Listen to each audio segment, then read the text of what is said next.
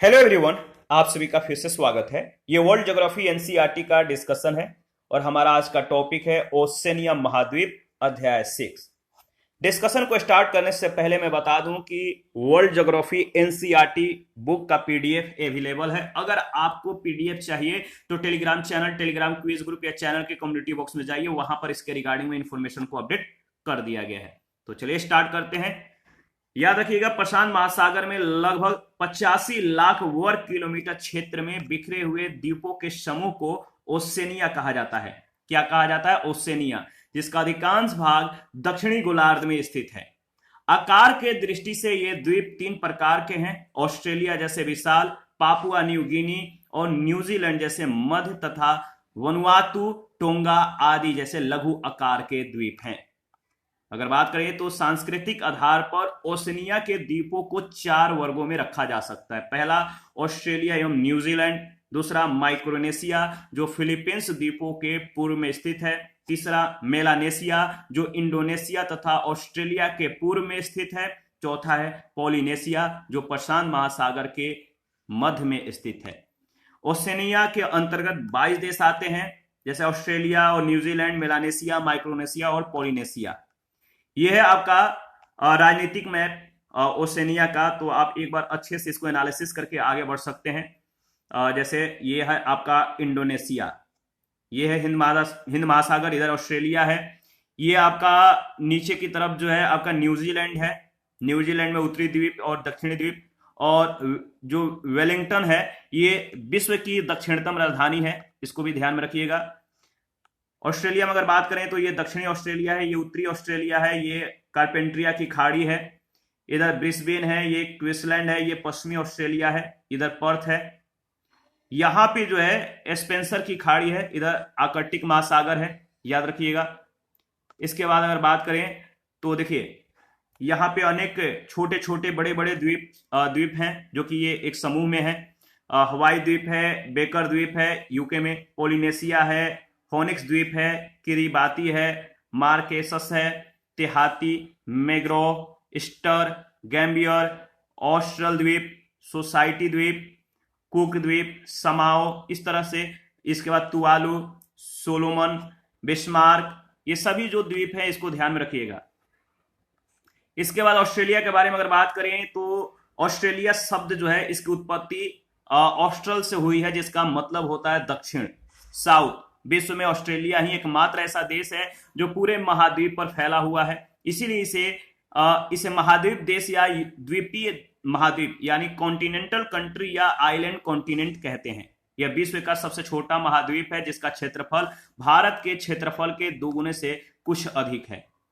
देखिए नाम याद रखिएगा, ब्रिटिश नाविक जिनका नाम था कैप्टन जेम्स कुक, इन्होंने 1770 ईस्वी में ऑस्ट्रेलिया के पूर्वी तट की खोज की थी।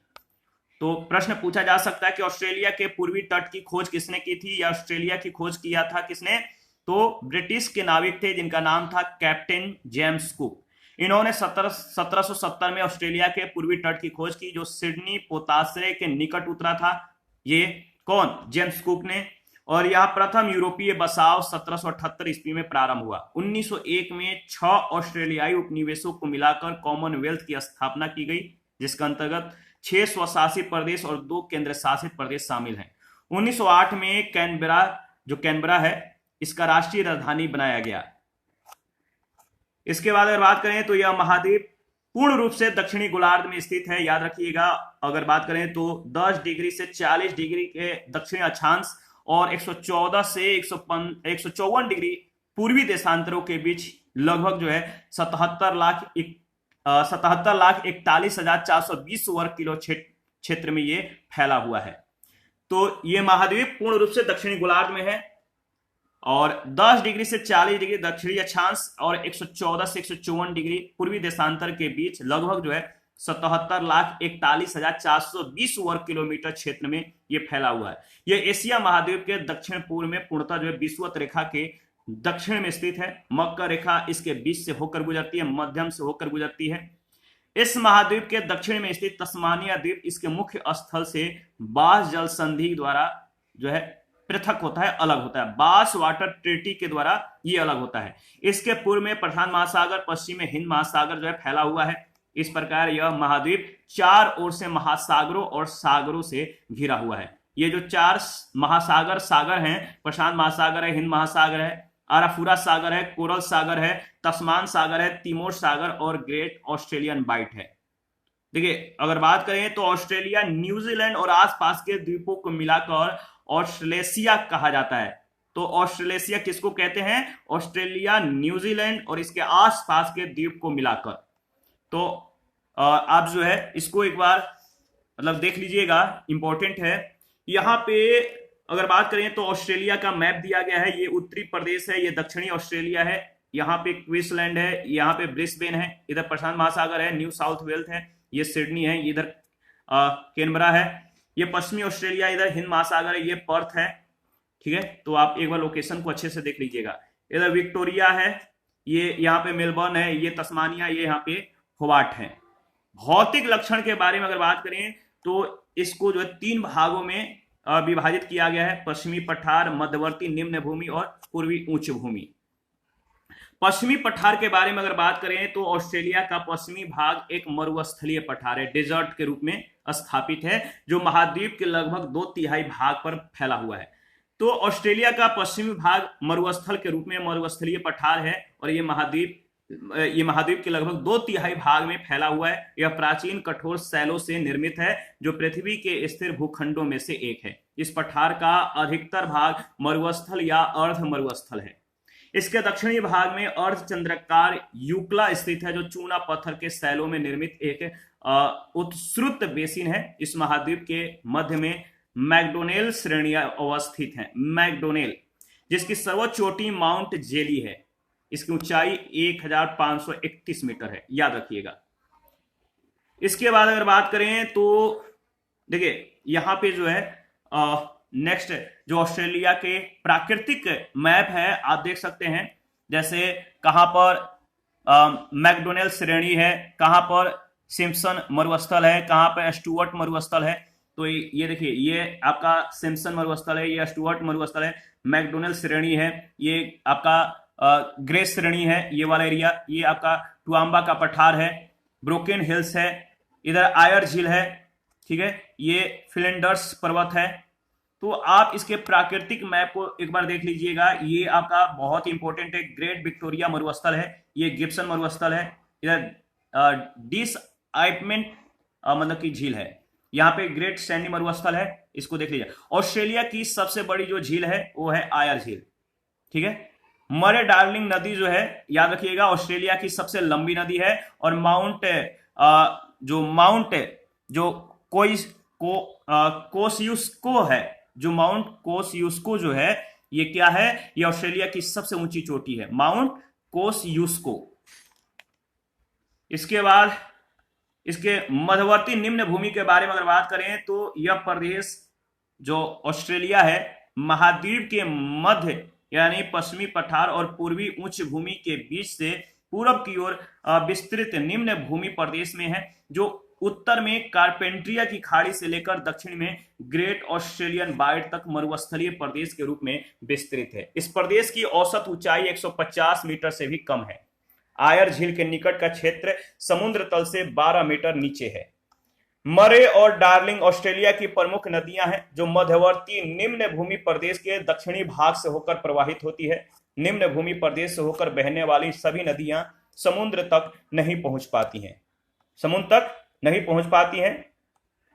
पूर्वी उच्च भूमि के बारे में अगर बात करें तो पूर्वी उच्च भूमि ऑस्ट्रेलिया के पूर्वी तट के लगभग जो है समानांतर फैली हुई है, और जिसका विस्तार उत्तर में केप यार्क प्रायद्वीप से लेकर दक्षिण में तस्मानिया तक है।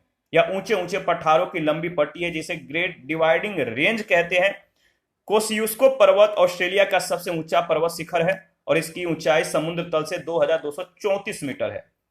ऑस्ट्रेलिया की अधिकतर नदियां पूर्वी उच्च भूमि से निकलती हैं, याद रखिएगा। ऑस्ट्रेलिया की अधिकतर जो नदियां हैं रिवर हैं, कहां से निकलती हैं? पूर्वी उच्च भूमि से। ऑस्ट्रेलिया के उत्तर पूर्वी तट के समानांतर समुद्र में एक प्रवाल भित्ति यानी मूंगे की चट्टानों की बहुत चौड़ी दीवार जैसी है, जिसे ग्रेट बैरियर रीफ कहते हैं। कैसी है? तो मूंगे की चट्टानों की बहुत चौड़ी दीवार जैसी। ग्रेट बैरियर रीफ को पानी में बगीचा भी कहा जाता है। विश्व प्रसिद्ध इस प्रवाल भित्ति की लंबाई लगभग 2000 किलोमीटर से भी अधिक है।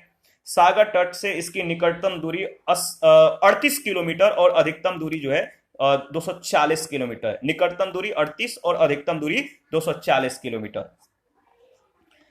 देखिए, अगर बात करें तो प्रवाल उष्ण कटिबंधीय समुद्रों के स्वच्छ और उथले जल में ही अच्छी तरह से विकसित होते हैं। जो प्रवाल भित्ति होते हैं, जो प्रवाल होते हैं, जो शैवाल होते हैं, ये उष्ण कटिबंधीय समुद्रों के स्वच्छ और उथले जल में ये अच्छी तरह से डेवलप होते हैं। प्रवाल जीवों के मृत होने पर उनके अस्थि पंजर अपने स्थान पर ही जमे रह जाते हैं और नए प्रवाल उनके ऊपर जन्म लेने लगते हैं या जन्म ले लेते हैं। और प्रवाल के अस्थि पंजर के इस विशाल जमाव को कोरल रीफ कहते हैं।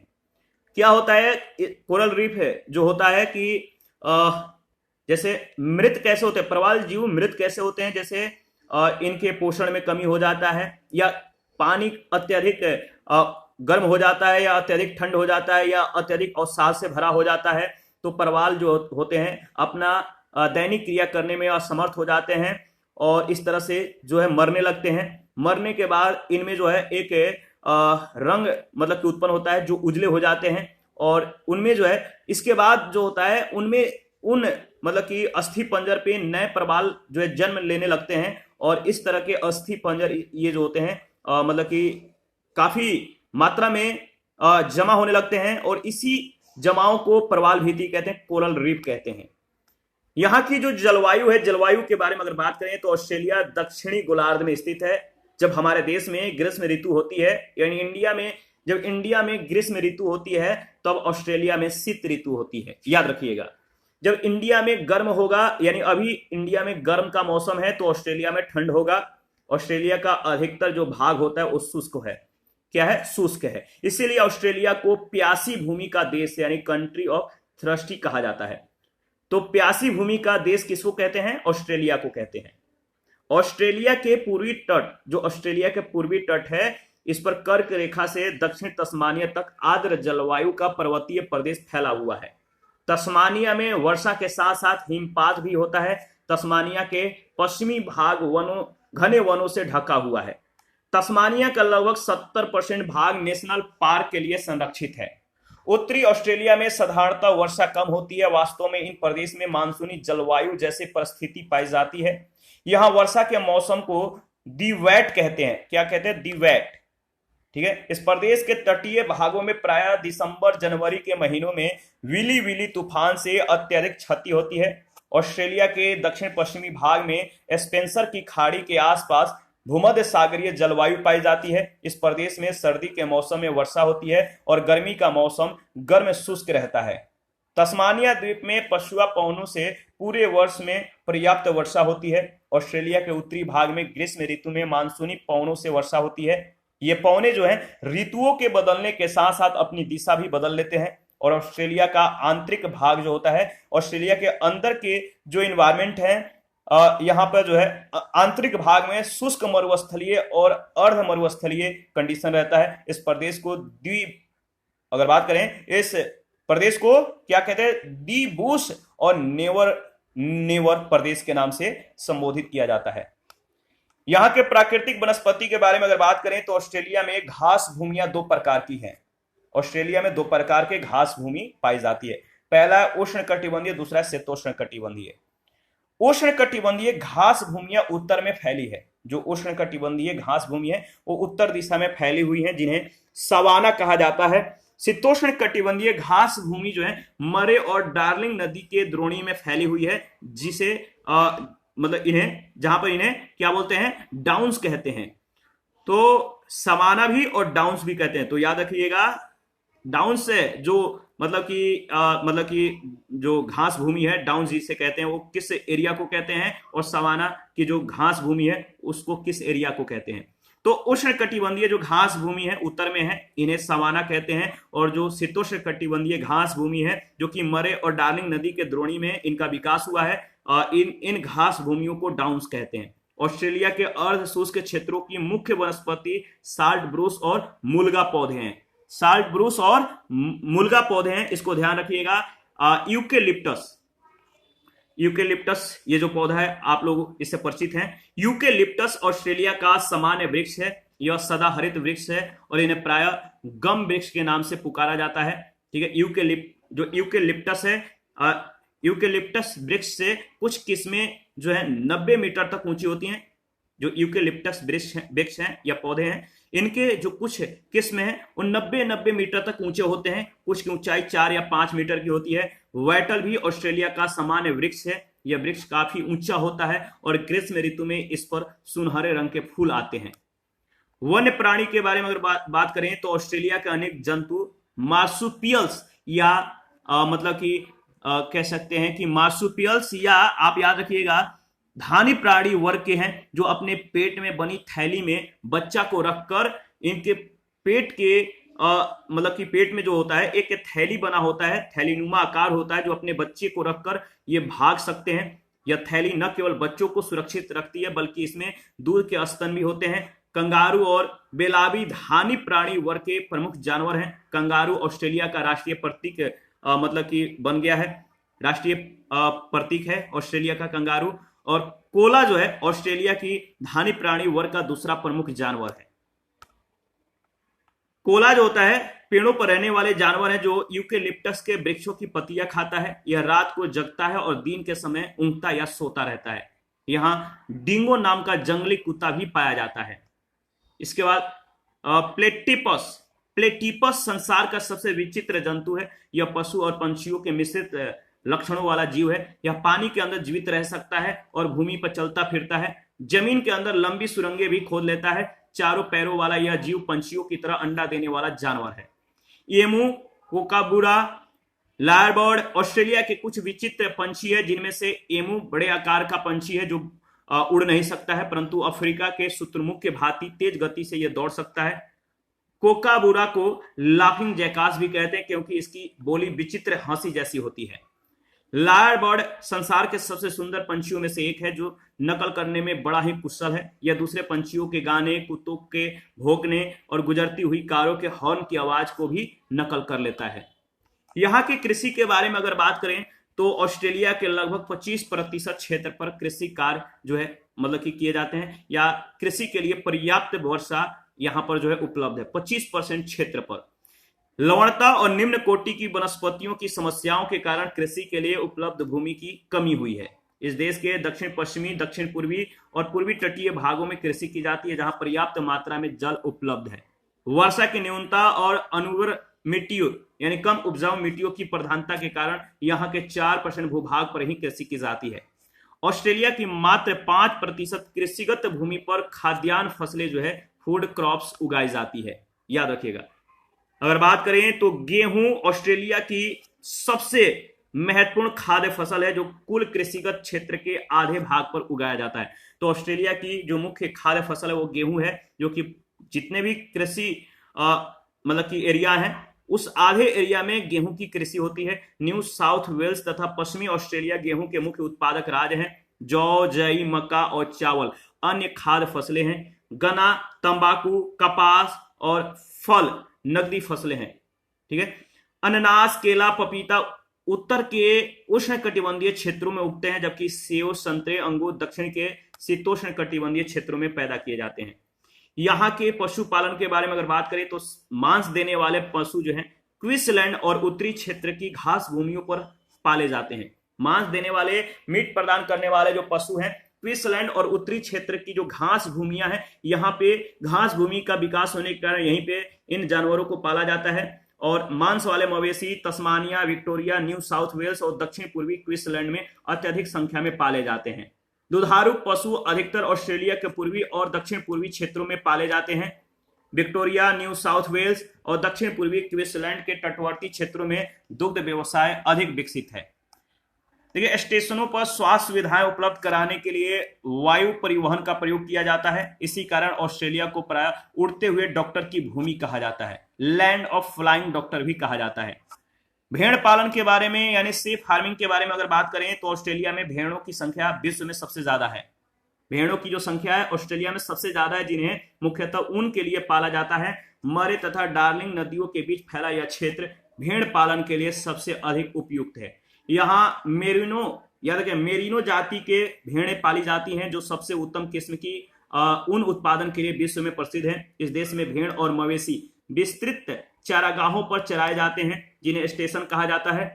ये स्टेशन हजारों एकड़ में फैले होते हैं, जैसे कि दक्षिण ऑस्ट्रेलिया में अन्ना क्रीक मवेशी फार्म 31,000 वर्ग किलोमीटर क्षेत्र पर फैला हुआ है। इन स्टेशनों पर काम करने वाले मजदूरों को जैकरूस कहते हैं, जैकरूस।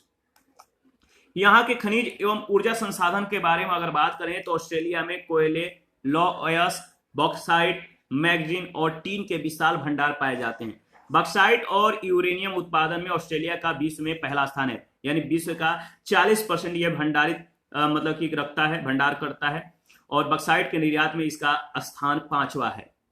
तो बॉक्साइट और यूरेनियम उत्पादन में ऑस्ट्रेलिया का विश्व में पहला स्थान है, विश्व का ये 40% भंडारित करता है, और बॉक्साइट के निर्यात में इसका स्थान 5वां है। ऑस्ट्रेलिया का सोना, सीसा, लौह अयस्क, एल्यूमिनियम और जस्ता उत्पादन में जो है कौन सा स्थान है, याद रखिएगा, द्वितीय स्थान है। मैग्नीज के उत्पादन में इसका स्थान तृतीय है। कोयला, तांबा और चांदी के उत्पादन में ऑस्ट्रेलिया का स्थान 4था है। चीन ऑस्ट्रेलिया के खनिजों का वृहत्तम आयातक देश बन गया है।